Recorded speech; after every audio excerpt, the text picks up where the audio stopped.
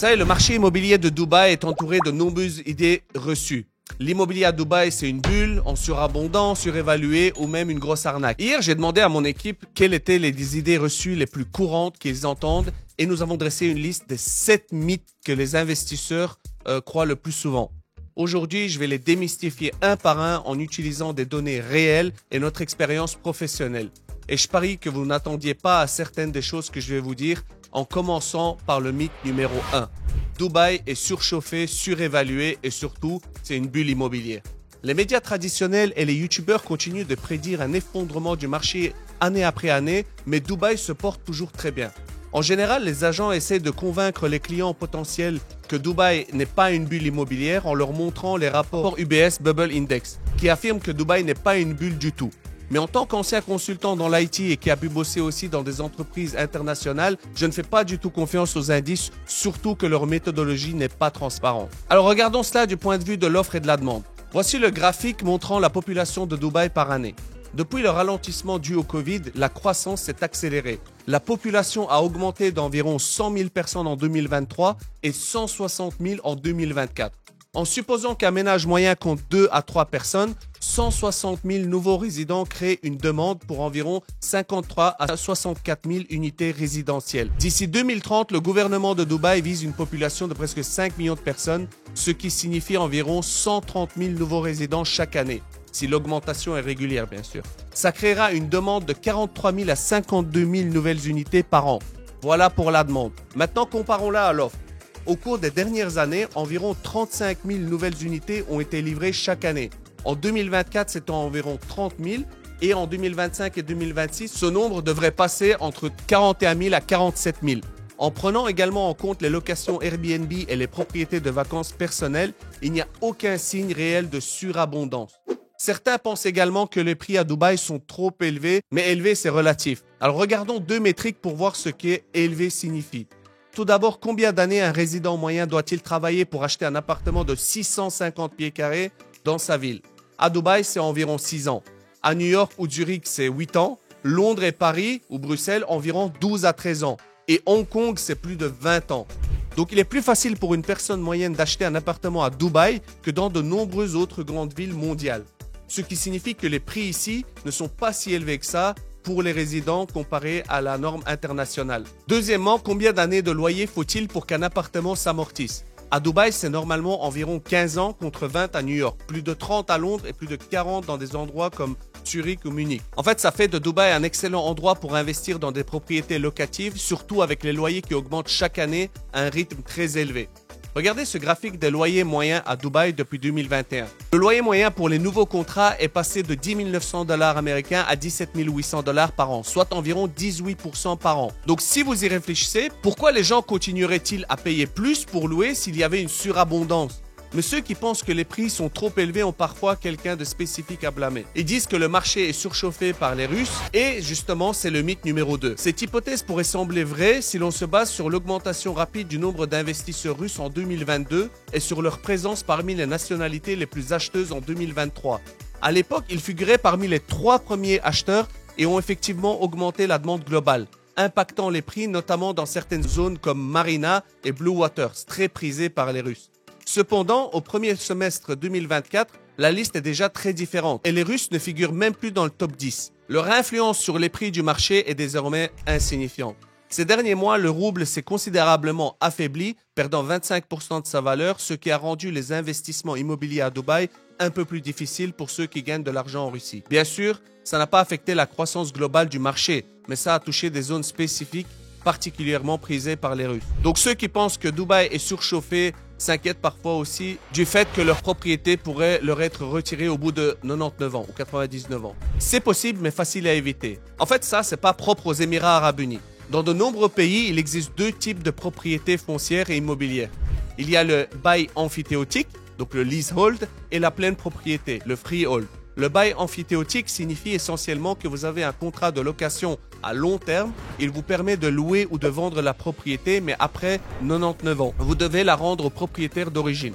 Les trois principales raisons pour lesquelles les gens choisissent le bail emphytéotique sont, premièrement, c'est généralement beaucoup moins cher. Deuxièmement, certains acheteurs espèrent qu'il sera un jour converti en pleine propriété. Et troisièmement, c'est parfois le seul moyen pour les étrangers de posséder un bien dans une zone réservée aux locaux. En revanche, la pleine propriété est plus simple. Vous possédez le bien complètement et pour toujours. Si vous achetez une propriété en pleine propriété, personne ne vous la reprendra au bout de 99 ans ou à tout autre moment. La bonne nouvelle, c'est que la pleine propriété est désormais la forme dominante de propriété à Dubaï. Maintenant que c'est clair, voyons une autre idée reçue. De nombreux investisseurs pensent que pour faire un investissement sûr, il faut acheter auprès d'un grand promoteur, car un grand promoteur signifie un bon bien immobilier. Ce mythe existe principalement parce que de nombreux agents immobiliers à Dubaï l'utilisent comme argument de vente.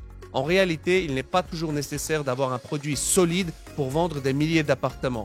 Parfois, il suffit de départements de vente et de marketing avec de gros budgets. Voici 3 cas où un grand promoteur n'est pas forcément ce qu'il vous faut.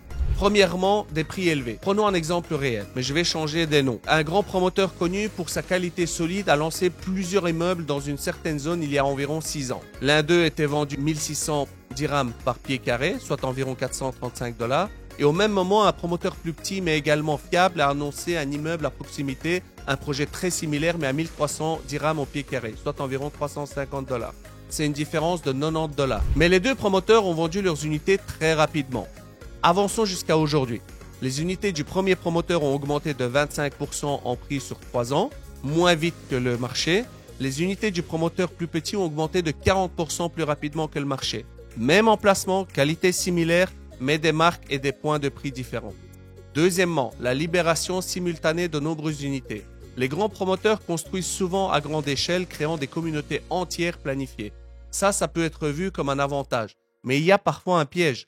Un promoteur bien connu a récemment construit une communauté de 70 immeubles, chacun contenant environ 230 unités, soit un total de 16 000 unités.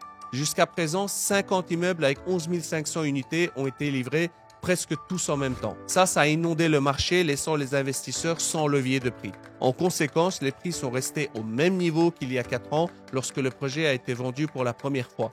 Pas idéal si vous voulez voir un retour sur investissement en quelques années. Et troisièmement, problème de fiabilité et de qualité. Même un bon promoteur peut rencontrer des retards, mais certains en subissent plus fréquemment que d'autres. Par exemple, un autre promoteur bien commercialisé construisait une communauté avec de superbes rendus qui promettaient beaucoup. Mais il y a eu un retard de 3 ans et lorsqu'ils ont enfin livré, une inspection basique a révélé des fissures dans les murs, de la peinture qui s'écaillait et des fuites. Ce promoteur est positionné sur le bas de gamme et si vous visitiez l'un de leurs bâtiments livrés, vous remarquerez que la qualité est loin des attentes. Si vous êtes à l'étranger et que vous ne voyez que la brochure brillante, vous ne le sauriez jamais. Cela nous amène au mythe numéro 5.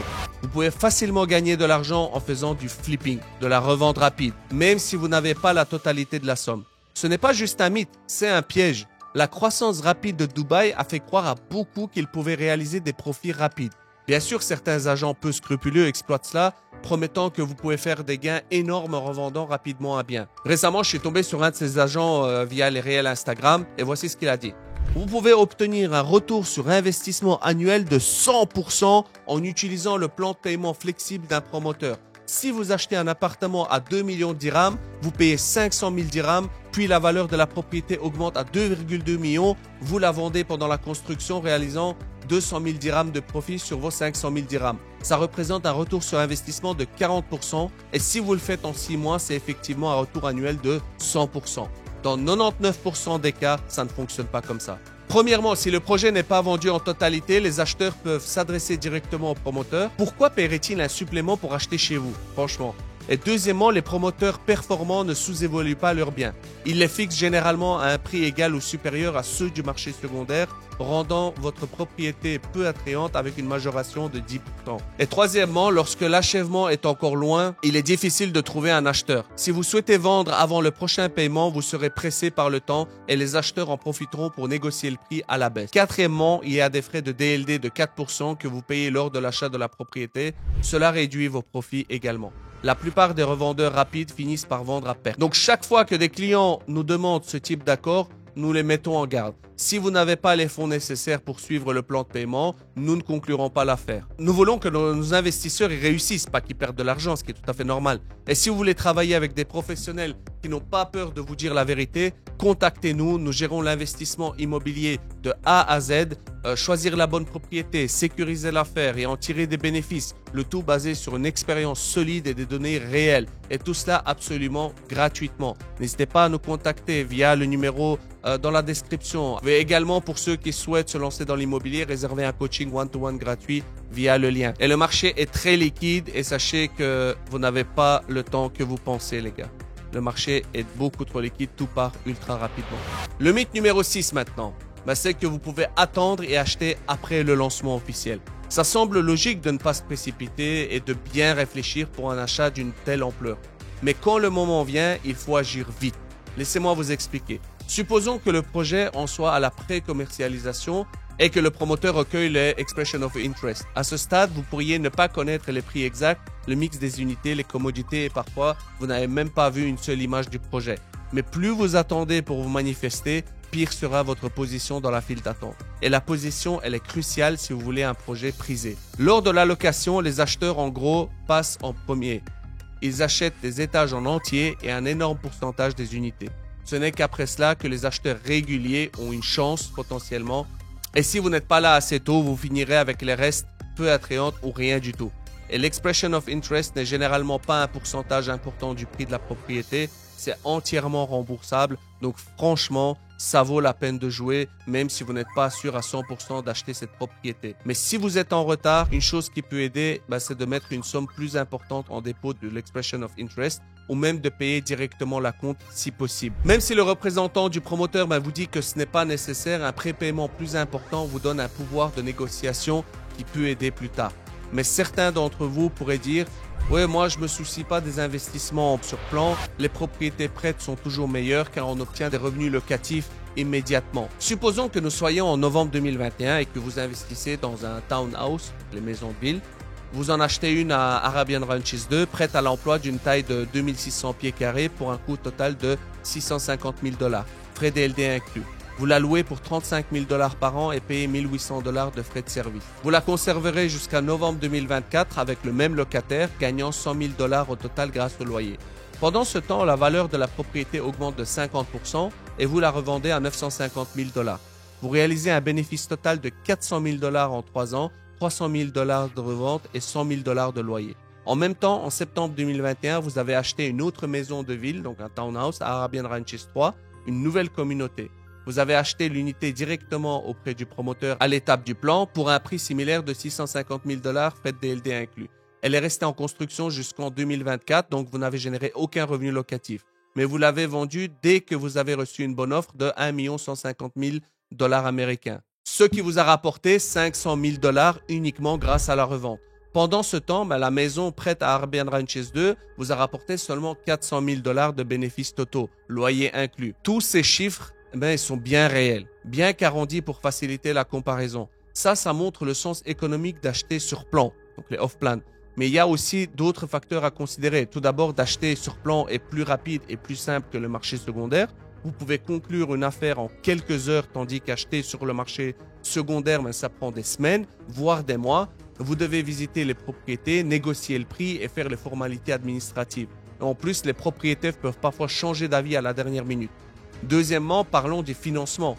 Il est plus difficile pour les non-résidents d'obtenir un prêt hypothécaire et les taux sont moins favorables que ceux pour les résidents.